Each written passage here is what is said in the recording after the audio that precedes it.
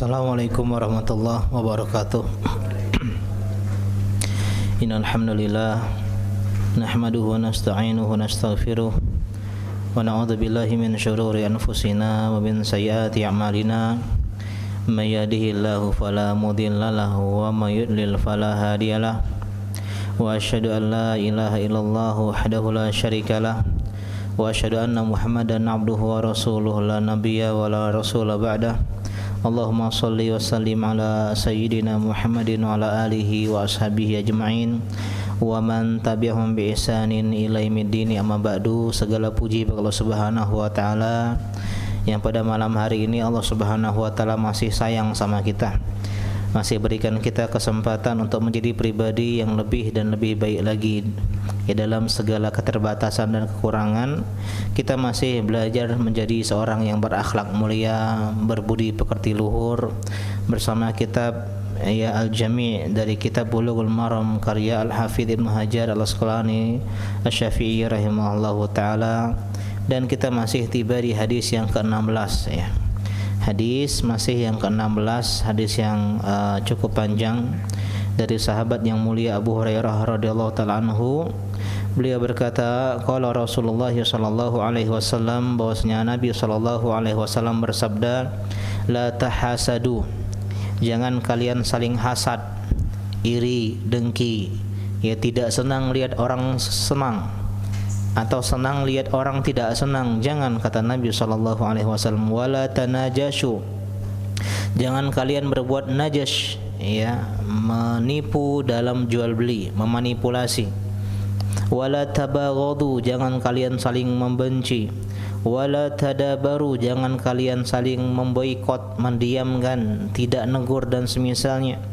Wala yabi' ba'dukum ala bai'i ba'din, dan jangan sebagian kalian ya menjual di atas penjualan saudaranya, ya nikung penjualan ya sesama penjual, sesama pebisnis, pedagang dan seterusnya. Wa kunu ibadallahi ikhwanan, dan jadilah kalian hamba-hamba Allah yang bersaudara. Kita kemarin bahas sampai sini ya. Kemudian kita lanjutkan, kata Nabi sallallahu alaihi wasallam, al-muslim akhul muslim. Seorang muslim adalah saudara bagi muslim yang lainnya. La yadlimuh wa la yakhdhuluh, tidak menzalimi dan tidak menelantarkan, mengabaikan. Jadi Nabi SAW jadilah bersaudara, dan beliau menetapkan dan memang seorang muslim saudara bagi muslim yang lain. Sudah kita bahas kemarin, saudara ya, saudara seiman atau saudara ya darah, sedarah tapi jauh, sama-sama keturunan ya kakek dan nenek kita Nabi Adam dan Hawa. Dan kita sudah bahas bahwasanya saudara seiman ini jauh lebih kuat dibandingkan saudara satu nasab. Ya, saudara satu nasab, karena saudara seiman bisa berikan syafaat karena pertemanan, ya karena persaudaraan. Sebagaimana nanti di hari kiamat ketika Allah Subhanahu wa taala bertanya kepada orang-orang penghuni surga. Ya, mereka mengatakan, ya Rasulullah, ya Allah, ya, di mana saudara-saudara kami? Bukan saudara satu nasab, saudara satu iman, yang mereka dahulu solat bersama kami, solat sama-sama di Masjid Anwar Azam Masruni.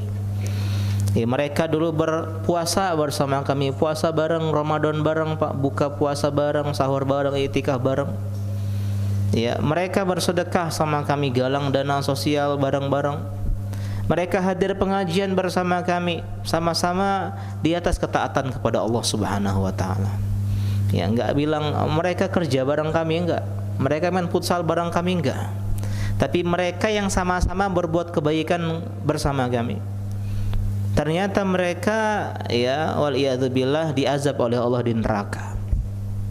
Dan Allah Subhanahu wa taala suruh mereka turun ke neraka untuk mengambil saudara-saudara mereka, bukan saudara satu nasab, bukan saudara satu kakak, tapi saudara satu pengajian, saudara satu iman, saudara satu kebaikan, satu ketaatan, yang mereka lah memberikan syafaat, menarik tangan kita dari neraka Allah Subhanahu wa taala yang panasnya 70 kali panas api dunia. Ya, ternyata mereka saudara-saudara kita seiman. Oleh karena itulah ya ulama seperti Hasan Al-Basri mengatakan istaghfiru minal asdiqail mu'minin, perbanyak teman-teman ya beriman. Jadi pengajian bukan cuma datang pergi tapi habis pengajian bikin relasi. Kenal, ini Bapak fulan, oh ini tinggal di sini, ini kerjanya ini, oh ya bikin banyak yang kenal sama kita, yang sama-sama ngaji sama kita, sehingga mereka nanti yang ketika kita meninggal dunia, kita wafat, mereka lah yang mengantarkan kita ke pemakaman kita. Jadi perbanyak saudara-saudara seiman ya, yang mereka memberikan syafaat kepada kita di hari kiamat nanti. Jadi didekatkan kembali al-muslim akhul muslim.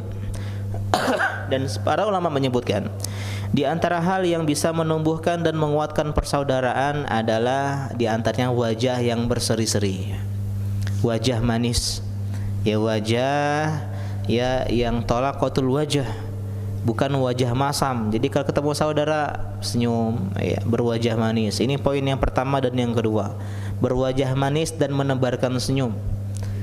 Pernah kita bahas di awal-awal kajian kita tentang tersenyum. Nabi SAW adalah pribadi yang banyak tersenyum. Yang ketiga, menebarkan salam. Kita bahas juga di awal-awal. Ya, karena arti salam adalah doa yang indah, Pak. Semoga engkau selamat, semoga dapat keberkahan dari Allah, semoga engkau mendapatkan kebaikan dari Allah Subhanahu wa taala. Ya, ini di antara sebuah doa yang sangat indah karena kita butuh keselamatan. Kemudian yang keempat, berjabat tangan. Ya, ada namanya tindakan fisik, Pak. Semakin banyak tindakan fisik semakin cinta. Anak kita sering dicium, sering dipeluk. Kadang sebagian orang tua, karena saya adalah seorang ayah harus dibawa, enggak cium anaknya, enggak peluk anaknya, ya, enggak menyentuh anaknya dan semisalnya, berjabat tangan. Ya, dan yang kelima, memberi hadiah. Tahadu tahabu, saling beri hadiah, ya kalian akan saling mencintai. Dan yang terakhir, menunaikan hak-hak sesama muslim. Kita bahas awal-awal pengajian ini, menjenguk kalau dia sakit, ya. Kalau dia ngundang kita nggak ada udzur, kita datang hadiri undangannya dan semisalnya. Kemudian kata Nabi tadi, la yadlimu, dia tidak zalim sama saudaranya. Sudah kita bahas panjang lebar tentang masalah kezaliman. Yang menzalimi dengan perbuatan, dengan perkataan. Ini orang sama muslim nggak layak untuk saling menzalimi. Ya, baik itu dalam harta, dalam darah, dan dalam kehormatan. Kemudian kata Nabi, wala yaqtuluh, dan tidak menelantarkan saudaranya. Misal ada saudara kita yang ya qadarullah dapat musibah. Ya, dapat musibah, kita langsung bahu membahu.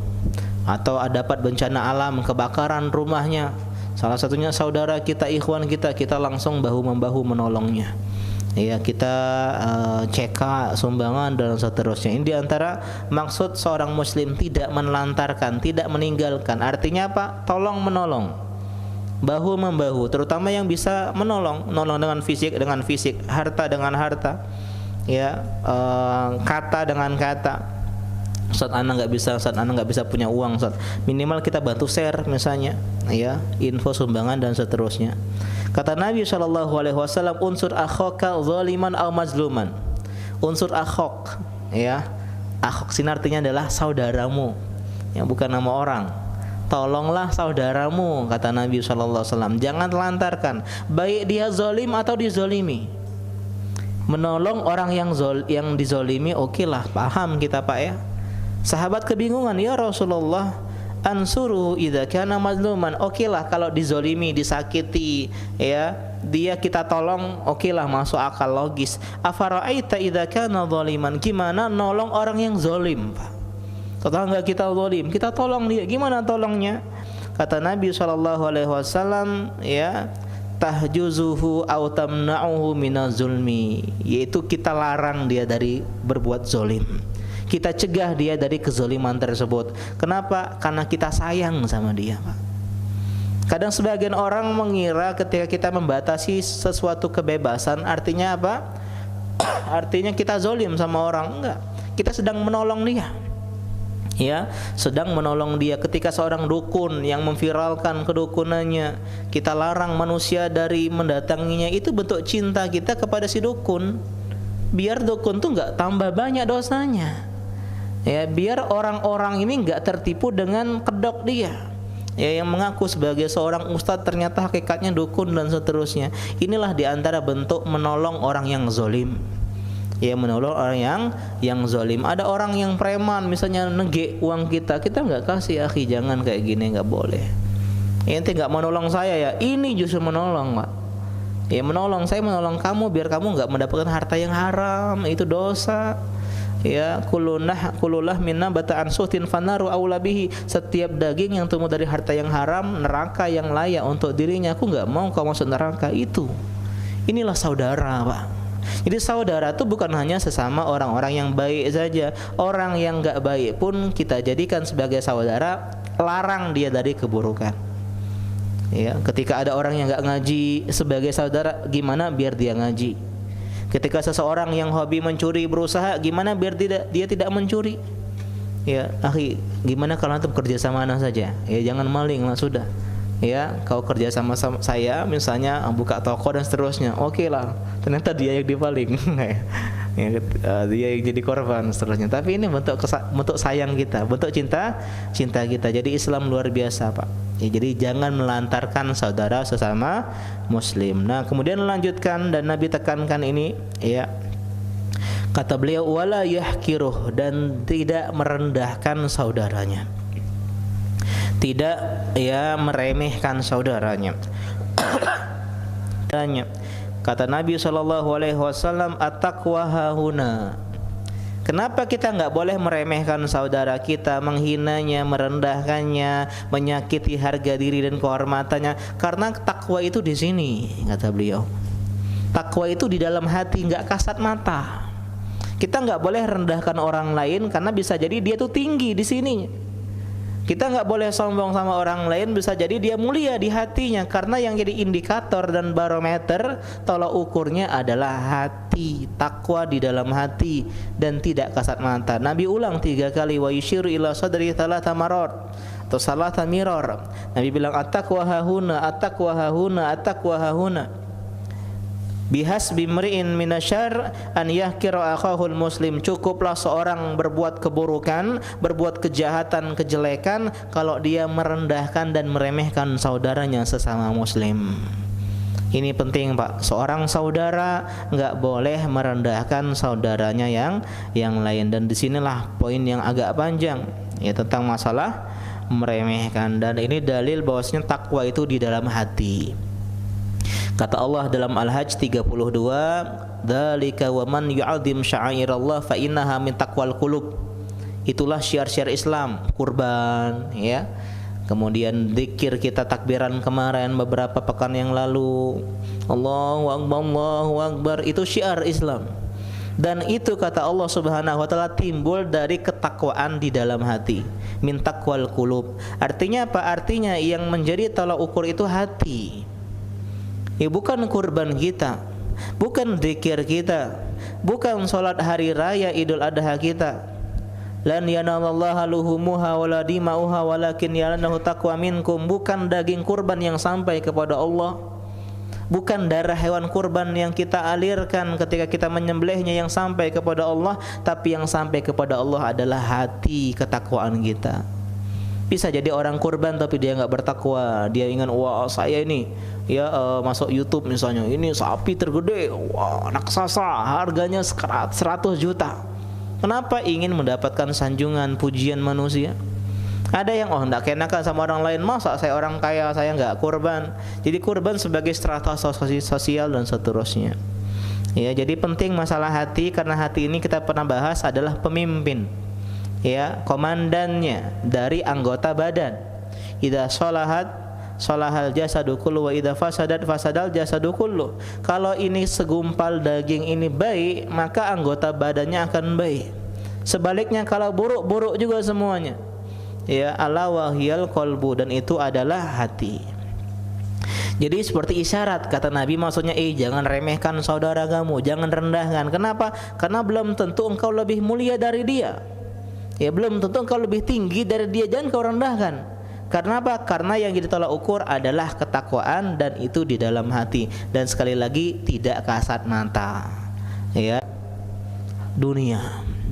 Wih mantap nih budak itu, kayu ayo, mobilnya mewah, rumahnya megah, ya dia CEO perusahaan ternama, wah pokoknya mulia dia, kita anggap dia tinggi, kita hormati, kita sanjung, kita puja, nggak ada kita hinakan dan rendahkan dia Pak. Tapi kalau orang miskin, miskin, ya nggak punya apa-apa, kita remehkan, kita rendahkan. Karena manusia yang menjadi tolak ukur kemuliaan adalah dunia, atau ya jabatan yang tinggi. Dia punya jabatan, dia gubernur, dia wali kota, dia Pak RT, ya dia ya perusahaan ya gede, kerjanya kerja yang mentereng, dia seorang misalnya karyawan negeri, PNS, ASN, ya, atau misalnya ABRI, tentara, polisi, wah langsung kita muliakan, langsung kita hormati. Kenapa? Karena jabatan yang dia pegang, atau karena nasabnya, wah dia anak presiden, oh dia anak orang hebat, dia keluarganya keluarga bangsawan dan seterusnya. Ini yang manusia jadikan sebagai tolok ukur kemuliaan, sehingga yang nggak dapat ini mereka hinakan. Datang laki-laki melamar putri dia, ya nggak punya pangkat, ya kerja pas-pasan, ente nggak tahu diri ngelamar anak saya ini orang besar, anak saya ini ya misalnya polisi wanita, atau misalnya dia ini S2 dan seterusnya. Kita hanya melihat kemuliaan dari hal-hal yang demikian. Ya, jadi orang yang tidak punya dunia cenderung untuk dihina, direndahkan dan diremehkan. Kata Allah Subhanahu wa taala, "Ya ayyuhan nas, inna khalaqnakum min dzakarin wa unsa wa ja'alnakum syu'uban wa qabaila lita'arafu." Sesungguhnya wahai manusia, Allah ciptakan kalian laki-laki perempuan dan bersuku-suku, Pak. Ada suku Komering, ada suku ya Palembang ya, atau yang semisalnya. Kenapa? Agar kalian saling mengenal. Ada yang kulitnya sawo matang putih, ada yang mancung, ada yang pesek, ada yang tinggi, ada yang pendek, ada yang bahasa logatnya gini, ada yang logatnya begitu. Biar kita saling mengenal, bukan untuk saling meremehkan satu sama lain. Bukan berarti orang Arab meremehkan yang Ajam, orang Ajam meremehkan yang Arab, kulit hitam meremehkan kulit putih meremehkan kulit hitam, enggak. Tapi untuk saling mengenal. Bayangkan kalau semua manusia warna kulit sama, hidung sama, mata sama, sukunya sama, bahasanya sama, ya bahaya, ya nggak kenal nanti siapa ini siapa.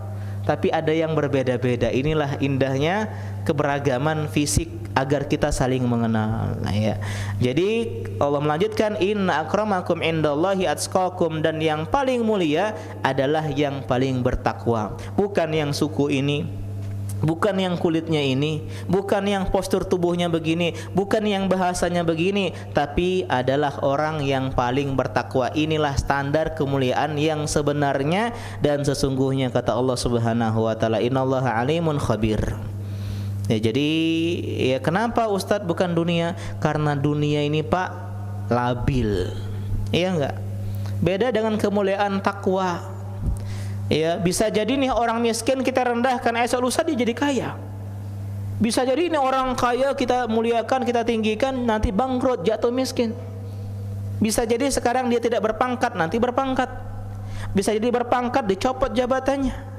Jadi dunia ini berputar-putar, bergulir kepada orang-orang yang berpindah-pindah, sehingga nggak cocok menjadikan tolak ukur karena nisbi. Inilah diantara kenapa kita nggak menjadikan tolak ukur itu adalah penampilan fisik, jabatan, pangkat. Dan Nabi SAW pernah suatu ketika marra rajulun ala Rasulillah SAW faqala lirajul indahu jalis ma ra'yuka fi hadza. Jadi Nabi pernah duduk dengan seorang sahabat, dengan beberapa sahabat. Lewat satu orang lewat. Kemudian Nabi tanya, apa pendapatmu terhadap orang tadi? Orang itu gimana ya komenmu? Wah ya Rasulullah, ya min asyrafin nas, itu orang yang mulia, orang hebat, orang prestisius, ya orang gede, ya kaum dahab, kaum elit, kaum borjus. Wallahi hariyun in khataba an yunkah wa in syafa'an an yusyaffa. Orang ini kalau melamar enggak ada yang nolak. Ini orang hebat. Orang ini kalau minta bantuan semua orang mau menolongnya. Kalau dia ngetok pintu dibukakan pintunya, kalau dia ngomong didengar ucapannya. Nabi diam. Fasakata Rasulullah sallallahu alaihi wasallam.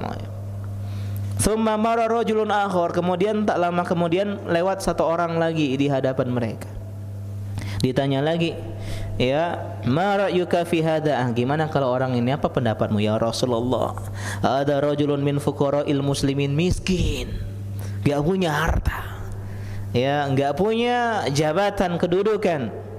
Hariyun in khataba an la yunkah, kalau dia ngelamar meminang, ya enggak ada yang menerimanya. Ya maaf tersinggung ya saya. Kalau ada yang lamar ditolak kemana-mana, ya. Wa in syafa'an la yusyafa', kalau dia minta bantuan enggak ada yang menolong.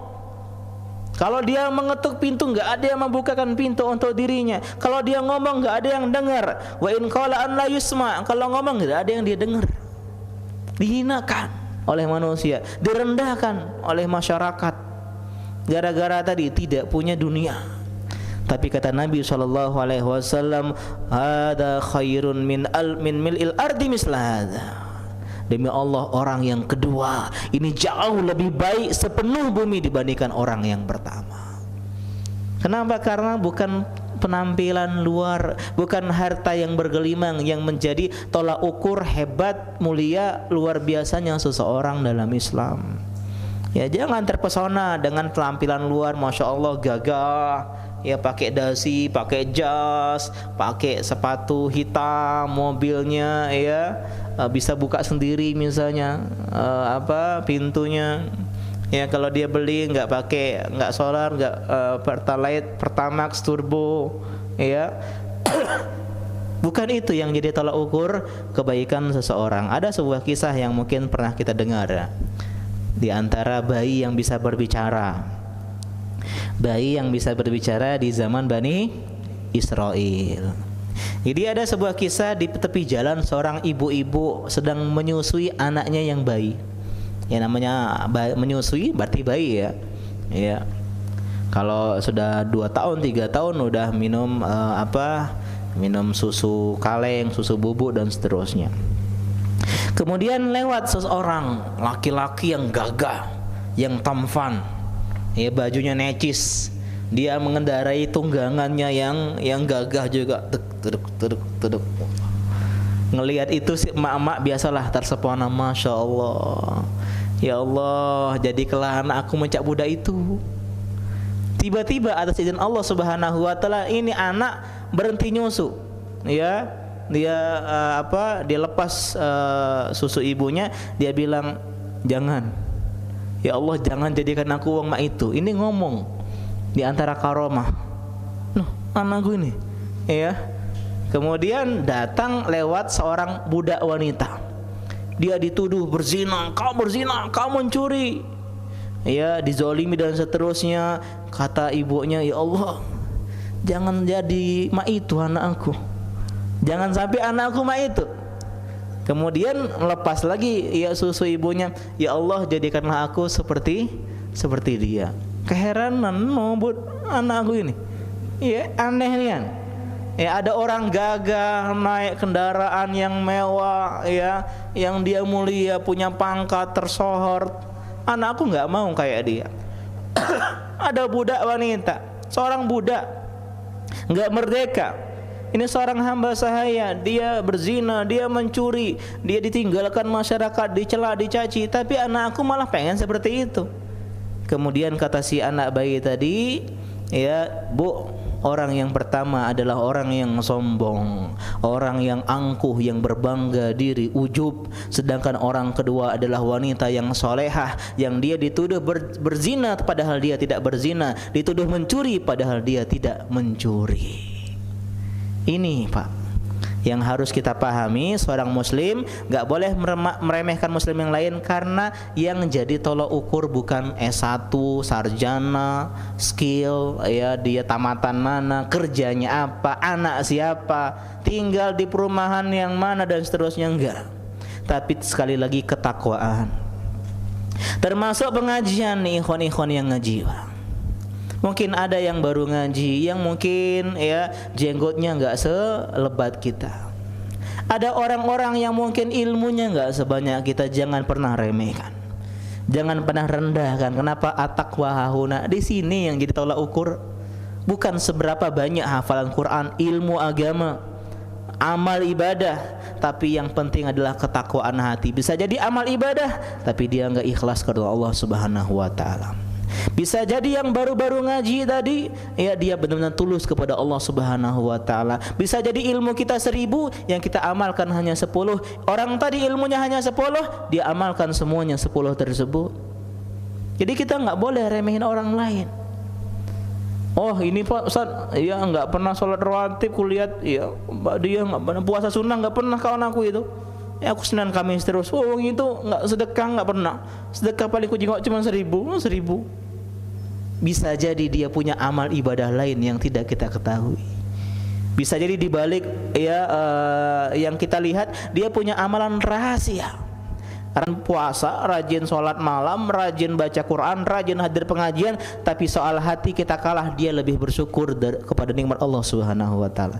Dia lebih bersabar ketika ditimpa musibah. Dia lebih baik sangka sama takdir Allah Subhanahu wa taala. Dia lebih tawakal kepada Allah Subhanahu wa taala. Dia lebih takut kepada Allah Subhanahu wa taala, lebih cinta kepada Allah Subhanahu wa taala. Itu kan amalan hati semua. Jadi kita enggak bisa lihat kasat mata tadi. Dan kenapa kita nggak boleh remehkan, rendahkan saudara kita? Karena kita nggak tahu hidup seperti apa yang menjadi akhir hidup kita. Bisa jadi kita yang sekarang nih luar biasa rajin ngaji, wal iyazbillah, akhir hidup nanti malah kita nggak pernah ngaji, Pak. Bisa jadi ini orang pemaksiat tetangga kita yang minum, ya main gitar dan seterusnya, main gaplek, ya tapi akhir hidupnya jadi orang yang soleh, yang dekat sama Allah Subhanahu wa taala. Sedangkan kata Nabi SAW, innamal a'malu bil khawatim, yang jadi tolak ukur adalah ending. Kita nggak boleh sombong, kita nggak boleh rendahkan saudara kita, remehkan saudara kita, karena banyak kemungkinan tadi dan intinya adalah di hati. Masih ingat kisah dua saudara Bani Israel? Satu ahli taat, satu ahli maksiat. Yang ahli taat Masya Allah, sholat rajin, puasa rajin, baca Quran rajin, sedekah rajin, hadir pengajian rajin, berbakti sama orang tua. Pokoknya luar biasa amal ibadahnya. Sedangkan yang satu ahli maksiat, ya berbuat dosa, berbuat maksiat, berbuat keburukan, berbuat kejahatan, kejelekan.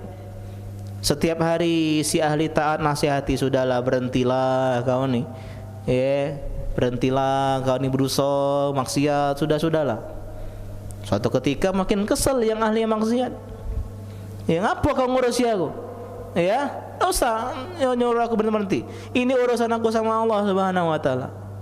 Sudah tinggalkanlah aku. Marah si ahli taat ini.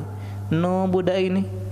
Ku nasihati masih ngelawan main ini. Demi Allah kau ini tidak mungkin masuk surga, katanya. Demi Allah kau ini pasti masuk neraka, tidak diampuni kau ini. Nasihati malam itu. Ya. Ternyata ketika keduanya meninggal, Allah panggil dua-duanya. Siapa yang bersumpah demi Allah aku tidak ngampuni ini, ya? Siapa yang dulu aku bahasanya? Siapa yang ngomong aku tidak akan mungkin masukkan dia ke dalam surga? Siapa yang tahu? Ya kau sombong, kau ujub sama amal ibadahmu. Pergi kau ke dalam neraka, kau hapus ke semua amal ibadah dirimu. Karena selama ini ternyata ahli taat tadi berbuat ketaatan bukan karena Allah Subhanahu wa taala, ujub, sombong, meremehkan, merendahkan. Banyak aku hafal Qur'annya, tidak bisa bahasa Arab, ngaji masih Iqra 1, dan seterusnya. Padahal dia nggak tahu bagaimana akhir hidupnya. Ini ahli maksiat, dia maksiat tapi dia tahu dia ini salah, dia dosa. Buktinya dia bilang ini urusan aku sama Allah Subhanahu, dia masih mengakui emang dosa ini, dan aku berharap Allah ampuni saya.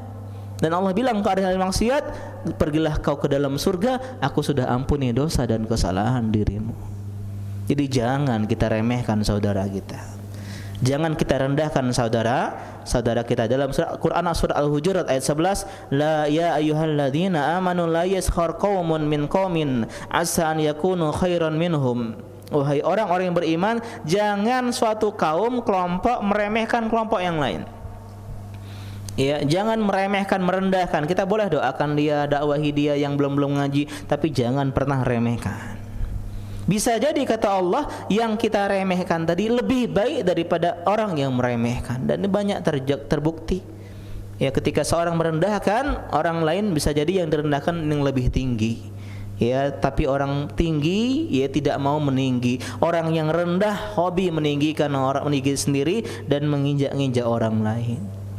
Sehingga ya kata Allah Subhanahu wa taala tadi, yang diremehkan bisa jadi yang lebih baik. Kenapa? Dia enggak meremehkan orang lain. Ya, ini adalah sebuah ketakwaan. Kenapa jangan remehkan orang-orang yang lemah, hina, miskin dan seterusnya? Kata Nabi SAW, ala ukhbirukum bi ahlil jannah. Mau enggak kalian aku tunjukkan, kabarkan, kasih tahu siapa penghuni surga? Sahabat bilang, bala ya Rasulullah. Kata Nabi, kullu du'ifin mutada'af. Orang yang lemah, orang yang lemah dilemahkan, yang dihinakan manusia, yang diremehkan manusia, itulah ciri-ciri penghuni surga. Ya mungkin gawe kita cuma itu diremeh ke tetangga, sudahlah kalau gawe itu dak kelakayo. Kita mungkin sekolahin anak kita di sekolah-sekolah yang tidak mentereng, diremehkan orang, enggak masalah.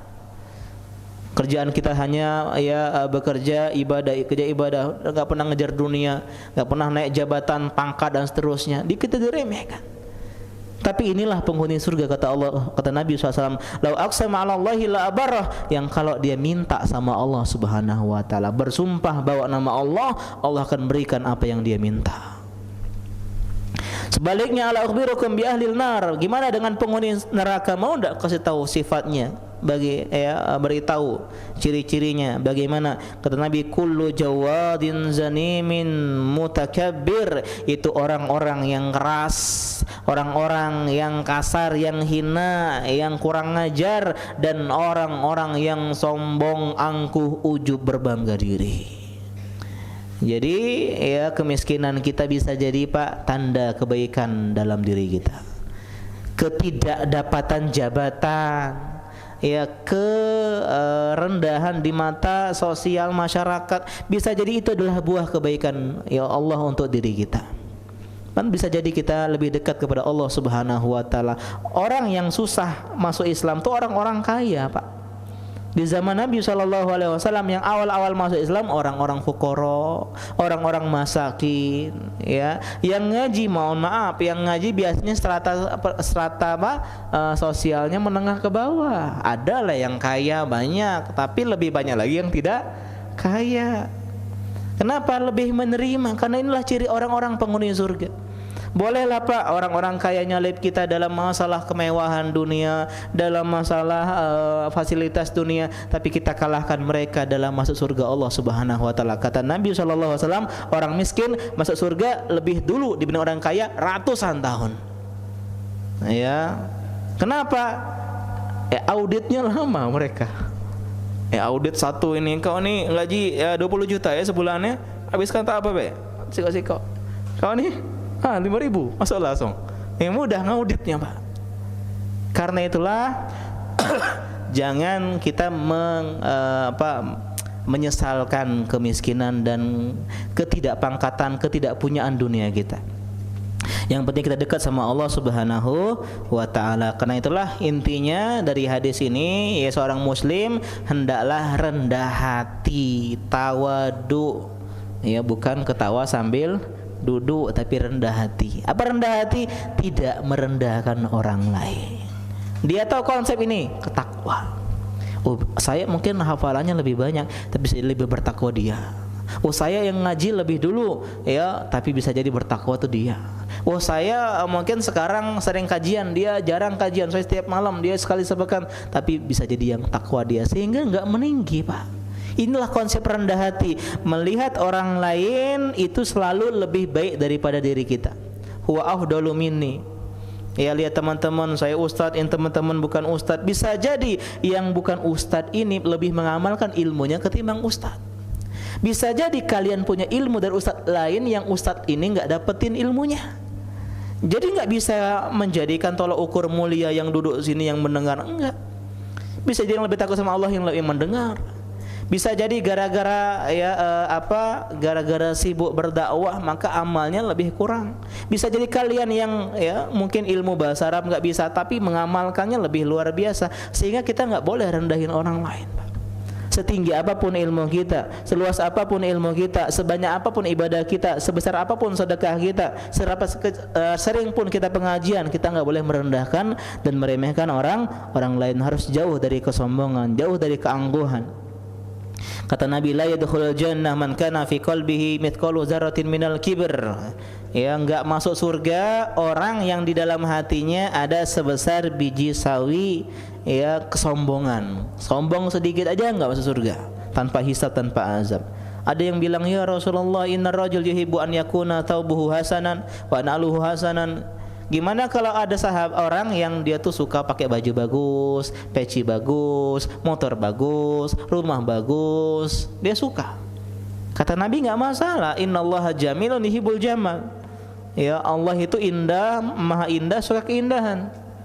Nggak harus ya compang-camping baju kita, enggak. Itu bukan artinya seperti itu. Kata Nabi, al-kibru batarul haq wa ghamtun nas. Sombong itu menolak kebenaran, dinasihati ya padahal benar, nasihat tersebut dia ngeyel. Ini namanya sombong. Dan merendahkan manusia. Tadi meremehkan manusia. Dia ya kajian baik sekali seminggu cuman gitu. Bisa jadi dia baca kitab lebih banyak dari kita. Dia ya salat sunnah jarang, puasa sunnah jarang, bisa jadi sedekahnya lebih banyak dari kita. Jadi kita tidak ada celah untuk meremehkan saudara kita. Dalam hadis yang lain Nabi mengatakan, al-izu izaruhu wal kibriya ridauhu faman yunazu azab